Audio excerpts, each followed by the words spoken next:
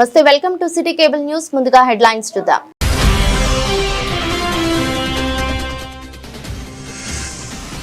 జిల్లా కలెక్టర్ కార్యాలయంలో ఉద్యోగులు సిబ్బందికి ఉచిత వైద్య ఆరోగ్య పరీక్షల శిబిరాన్ని ప్రారంభించిన జిల్లా కలెక్టర్ కరీం అగర్వాల్.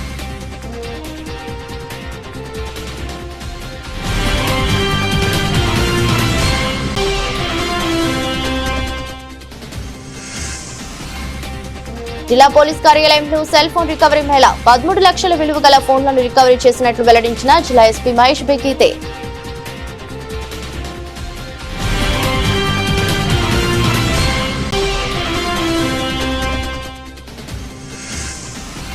బీఆర్ఎస్ అధినేత కేసీఆర్ పై సీఎం రేవంత్ రెడ్డి చేసిన అనుచిత వ్యాఖ్యలపై కేసు నమోదు చేయాలని ఎస్పీకి ఫిర్యాదు చేసిన జిల్లా బీఆర్ఎస్ అధ్యక్షులు తోట ఆగయ్య.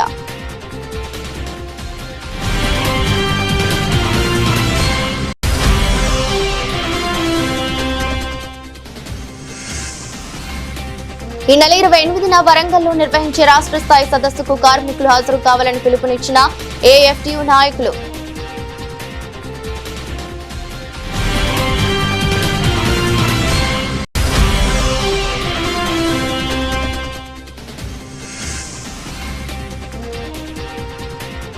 రాజన్న క్షేత్రంలో భక్తుల సందడి.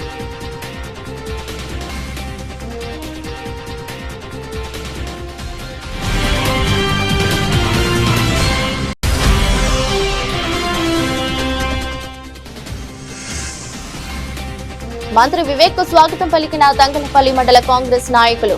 ఇందిరమ్మ ఇండ్ల లబ్ధిదారులకు ప్రొసీడింగ్ కాపీల పంపిణీ.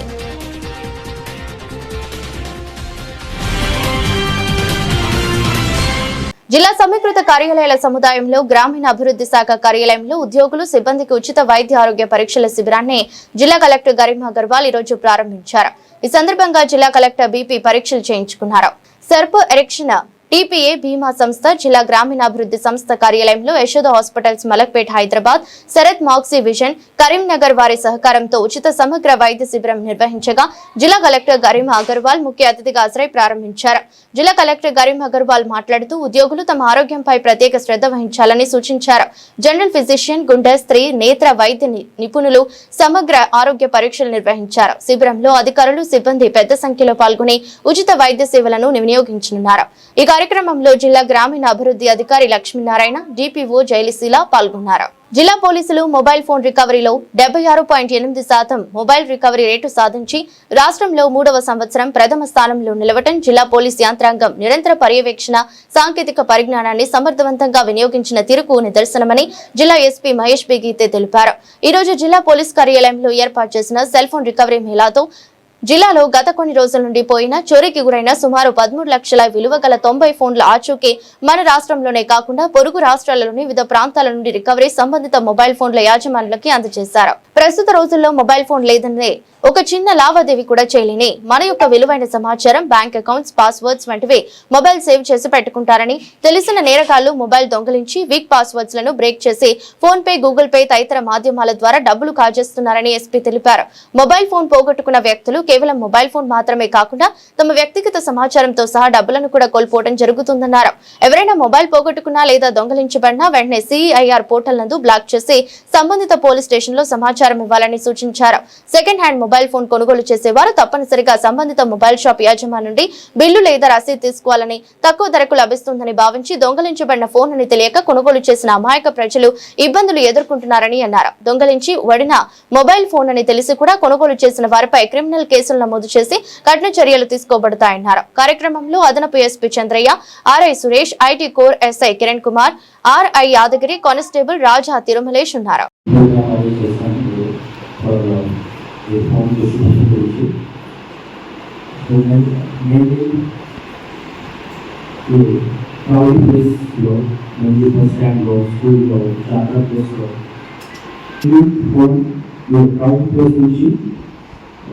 stolen ID, Ramadan ID, and the temple, the Chakra place, the press stand.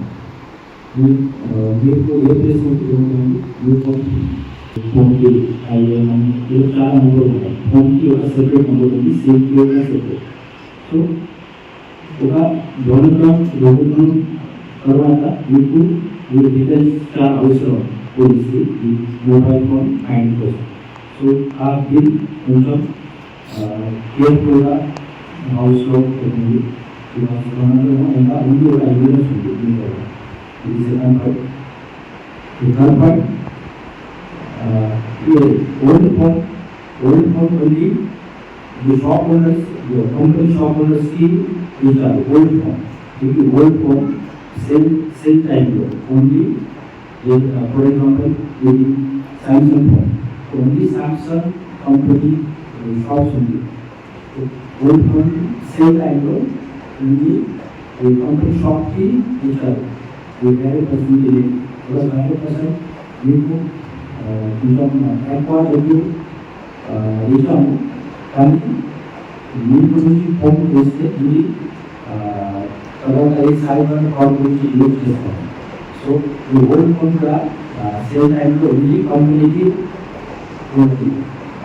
ఇది కనుక్కోవడం చాలా ఇంపార్టెంట్. మీ విలేజ్లో ఇది ఒక లాస్ట్ టైంలో ఒక ఇన్సిడెంట్ జరిగింది. ఒక పర్సన్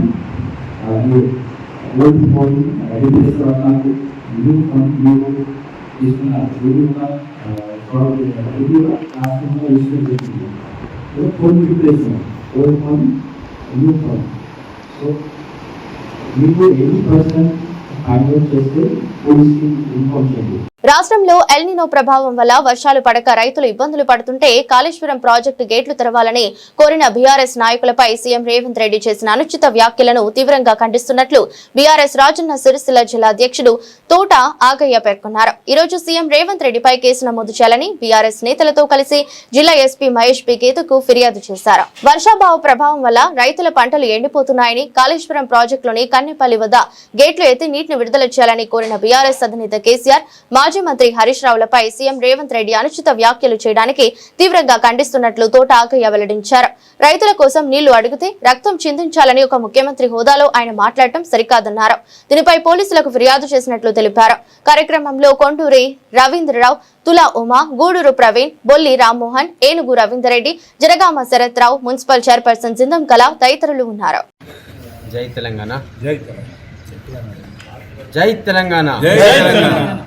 నిన్నటి రోజున ముఖ్యమంత్రి రేవంత్ రెడ్డి తెలంగాణ రైతాంగం పడుతున్న బాధలు, ఇబ్బందులు చూడలేక ప్రపంచంలోనే అంటే ఆసియా ఖండంలోనే ఒక గొప్ప multi stage lift irrigation project అయినటువంటి కాళేశ్వరంను తెలంగాణ రైతాంగం కోసం నిర్మించి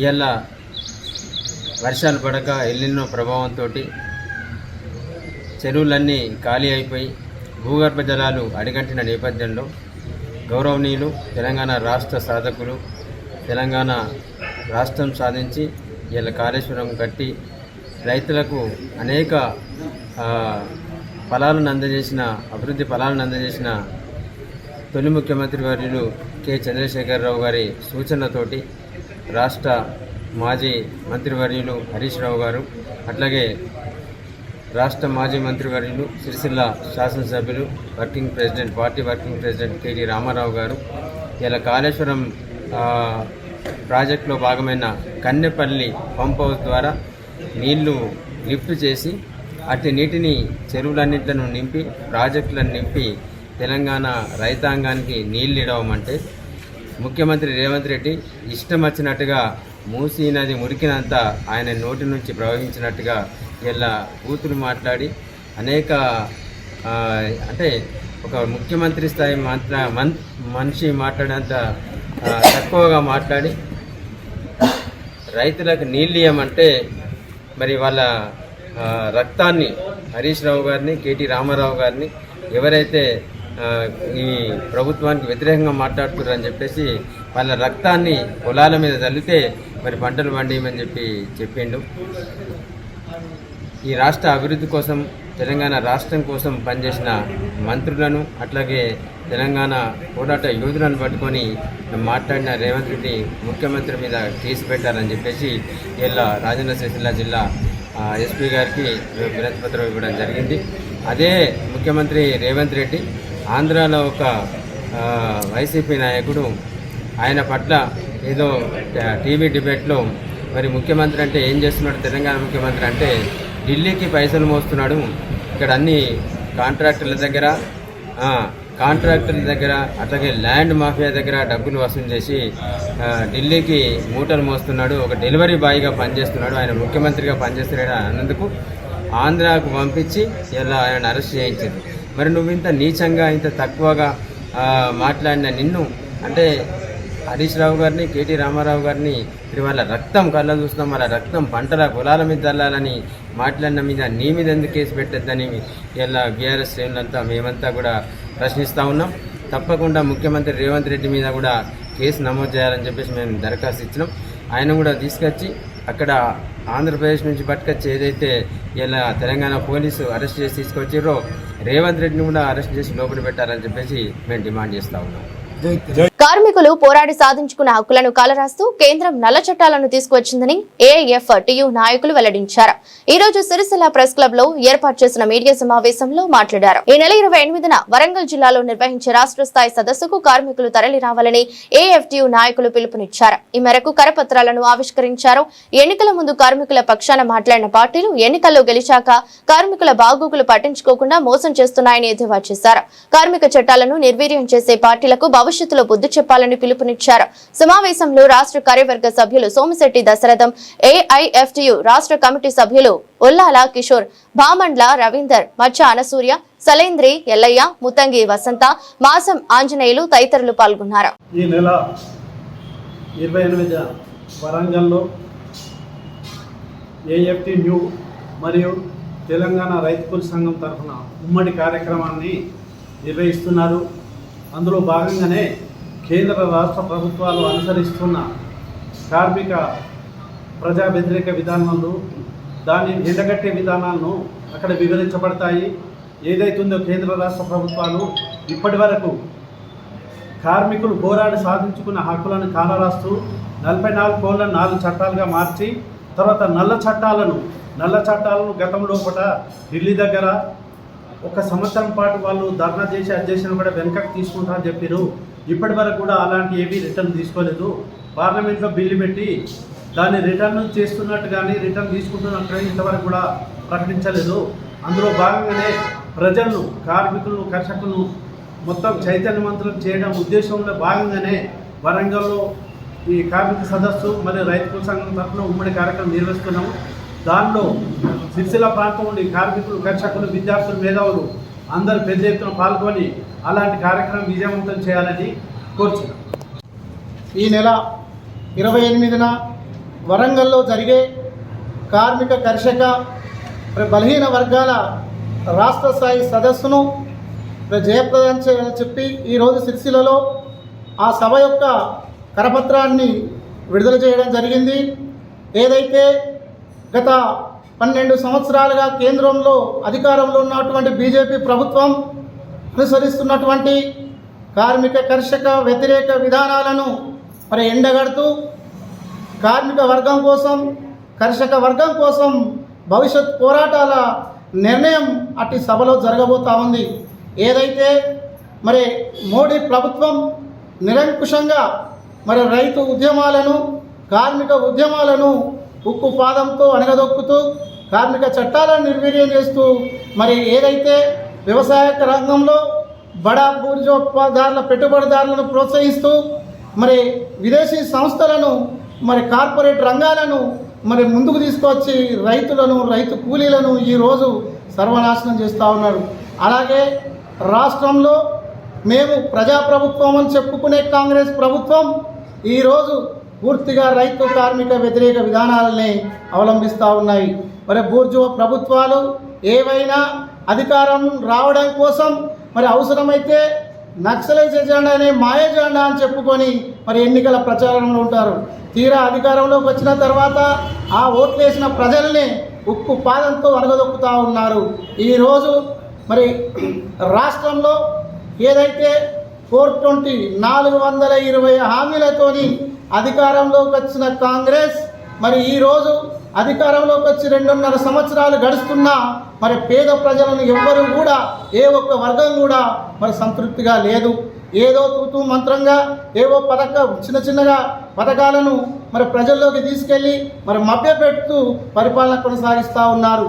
ఏదైతే ఈ రాష్ట్రంలో దేశంలో ఎదుర్కొంటున్నటువంటి కార్మిక కర్షక వర్గాలను మరి ఏకం చేస్తూ వారి పోరాటాల కోసం వారి కోసం మరి జరిగే భవిష్యత్తు పోరాటాల కోసం నిర్ణయం కోసం తలపెట్టినటువంటి ఈ రాష్ట్ర సదస్సును సిరిసిల్ల ప్రాంతం నుంచి అనేక మంది కార్మిక కర్షకులు విద్యార్థి మేధావులు కమ్యూనిస్టు సాధుపోతి పరులందరూ కూడా ఇట్టి సదస్సుకు బయలుదేరి జయప్రదం చేయాలని చెప్పి కోరుతా ఉన్నాం.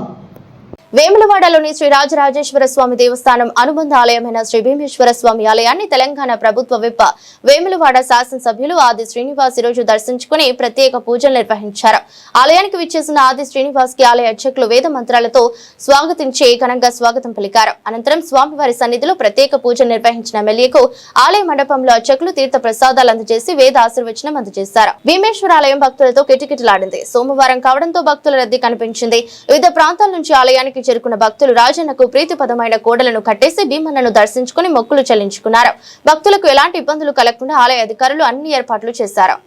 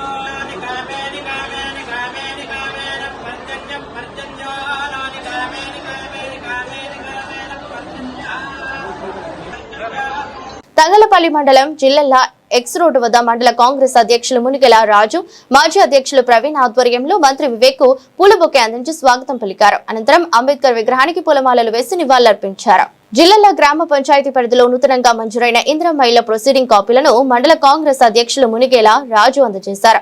ప్రజా ప్రభుత్వంలో అర్హులైన వారికి ఇందిరమ్మ ఇళ్ల మంజూరీతో పాటు ఇంటి నిర్మాణం పూర్తయ్యే వరకు సహాయ సహకారాలు అందిస్తామని వెల్లడించారు. కార్యక్రమంలో మండల కాంగ్రెస్ నాయకులు, స్థానిక సర్పంచ్, వార్డు సభ్యులు పాల్గొన్నారు.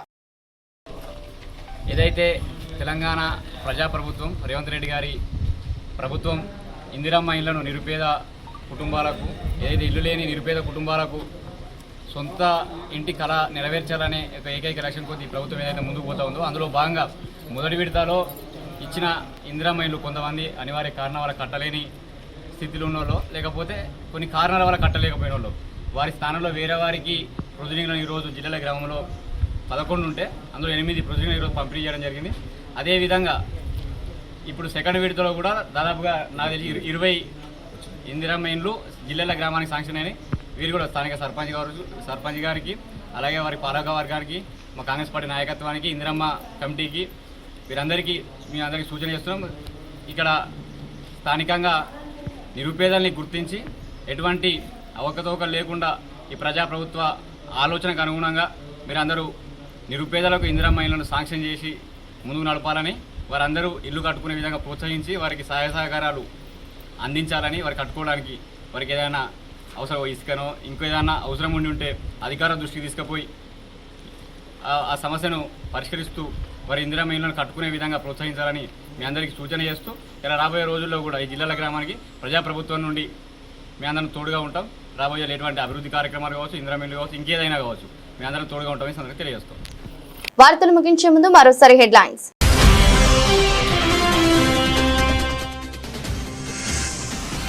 జిల్లా కలెక్టర్ కార్యాలయంలో ఉద్యోగులు, సిబ్బందికి ఉచిత వైద్య ఆరోగ్య పరీక్షల శిబిరాన్ని ప్రారంభించిన జిల్లా కలెక్టర్ కరీం అగర్వాల్.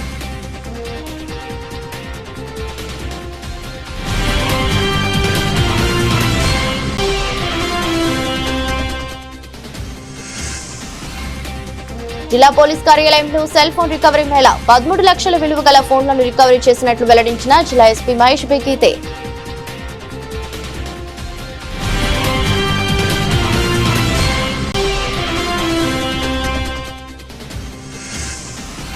బీఆర్ఎస్ అధినేత కేసీఆర్ పై సీఎం రేవంత్ రెడ్డి చేసిన అనుచిత వ్యాఖ్యలపై కేసు నమోదు చేయాలని ఎస్పీకి ఫిర్యాదు చేసిన జిల్లా బీఆర్ఎస్ అధ్యక్షులు తోట ఆగయ్య.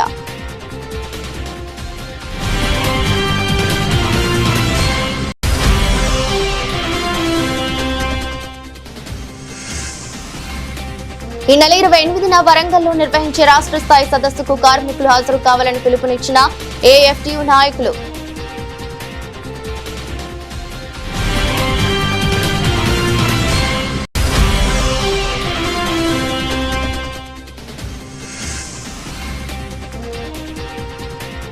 రాజన్న క్షేత్రంలో భక్తుల సందడి.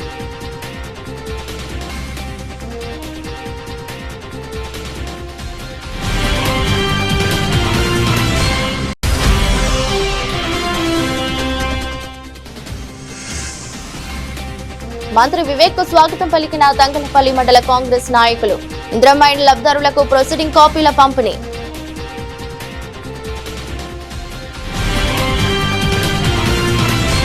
ఇది బులెటిన్. మరో బులెటిన్లో మళ్ళీ కలుద్దాం.